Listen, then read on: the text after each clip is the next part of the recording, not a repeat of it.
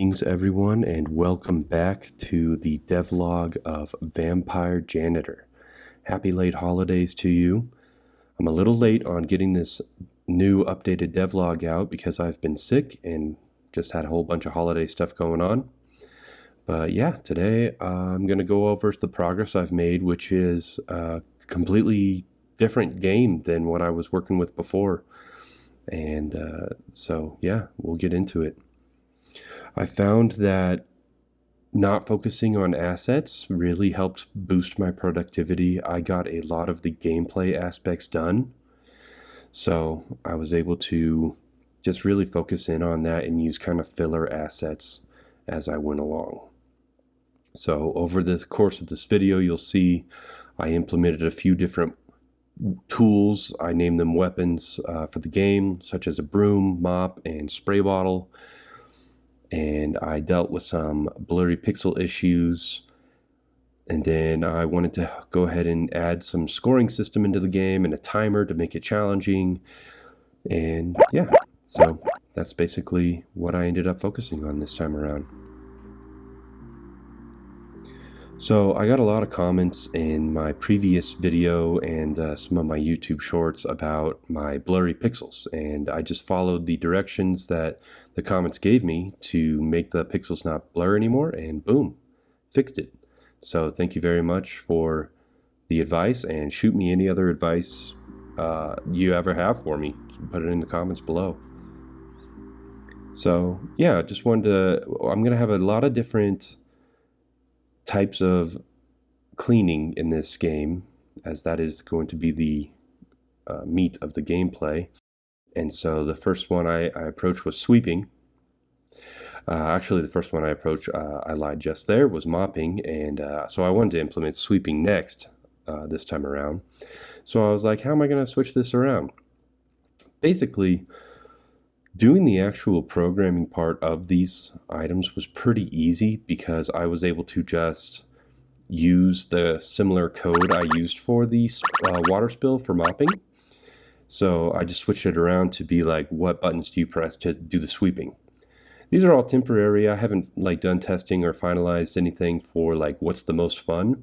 But so far, for cleaning up the mopping, I have you tap F instead of spacebar. I changed it to F. And then for sweeping, it's going to be a rhythmic tapping of Q and E when you step over it. And so then I was pretty satisfied with that, so I wanted to implement a spray mechanic. So spraying, I was like, how can I make that more interesting? And for now, I wanted to, because the pace of the game is going to be a little bit quicker, kind of like arcade style. So for now, when you walk over it, I made it so a number pops up at random. It's between 1 and 5, and you got to tap that. That's as far as I got so far. I don't know if it's going to be like you can only press in a certain amount of time. I don't see why that would be the case if you're, just a janitor trying to clean something. But you'll see later on that I do implement a overall timer. So yeah, again, the code was very similar, using my tools such as ChatGPT and what I already had previously. I was able to put those together. Now, the next thing I wanted to implement was the tools themselves, which is the broom.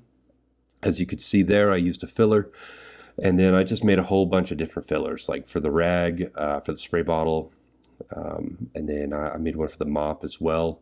Just real simple, easy, quick stuff to get it on the thing to have that go. So I had a little difficulty with making the tool be held by the character. So using my good buddy ChatGPT, I was able to make it so that you can pick it up and drop it. And then furthermore, you can only pick stuff or clean stuff that is according to what your tool can clean.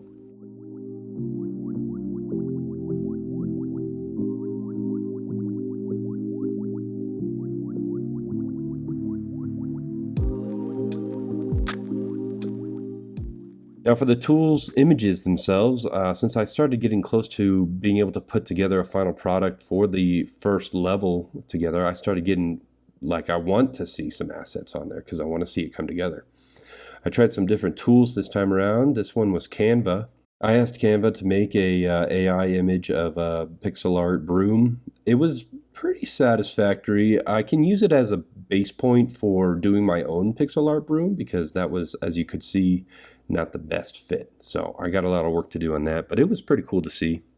Of course, I wasn't always on production. I did spend some time playing some WoW. I recently got Hollow Knight on a Steam deal, so I've been playing that for the first time, just kind of as inspiration because it is a very successful indie game, and it's fun.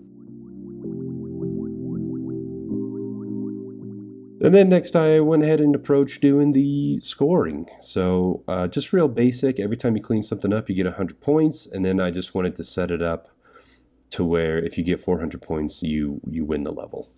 Okay, so that was the basis of the first level. It's not going to stay that way, but I just wanted to see how it all would work. So I just had a little score over there. I did discover that I'm going to need to probably figure out some fonting, make my own, or like find something free online. I don't know, because this generic font that Godot gives me is boring.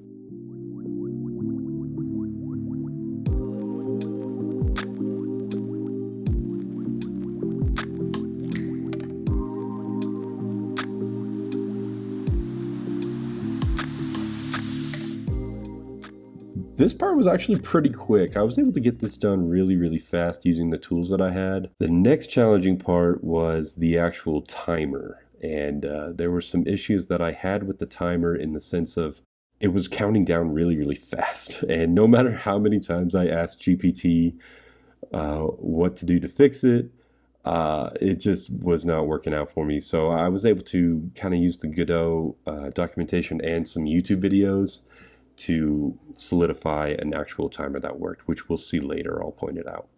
But as you can see, it was going crazy. I was like, what in the world? You know, having the computer science background, I know what's kind of going on. It's every time that like that line of code is being called, it's running the time on there. And I had heard in a previous like game development video something about delta time, so I think that's what I ended up doing to like fix it.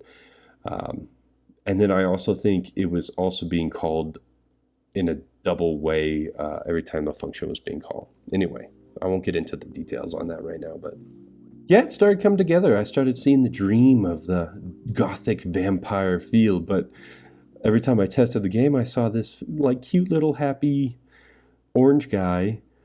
So I wanted to change that up. So I went back to Canva, made an AI little stick figure guy. It's not going to be the final product, guys. You don't have to freak out about how much it doesn't fit. I know I was a little bit, but I got over it. It helps me to figure out scaling and all that sort of stuff, trying out different tools. I was pretty satisfied with that. I was just glad to finally make the whole game my own instead of having anything left over from the tutorial game. So all of this that you're seeing on the screen, this was me. And as you could see, the timer was going down at a normal pace there. So yeah, overall, this thing started to come together. And I wanted to keep making some assets, made a spray bottle, realized pretty quickly that scaling is something I'm going to have to learn better because that bottle was huge. On the right, you see there, it's a big bottle, so I made a smaller bottle on the left. That was 16 by 16. You got to think a little bit more creatively when it comes to pixel art. I feel like it's a little bit like there's a lot of rules for pixel art.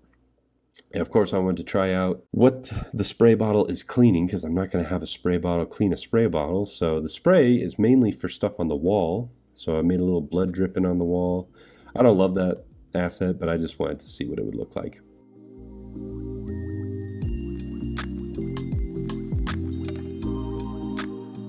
But yeah, overall, that's basically as far as I got. Thank you so much for tuning in, and we'll see you on the next time around.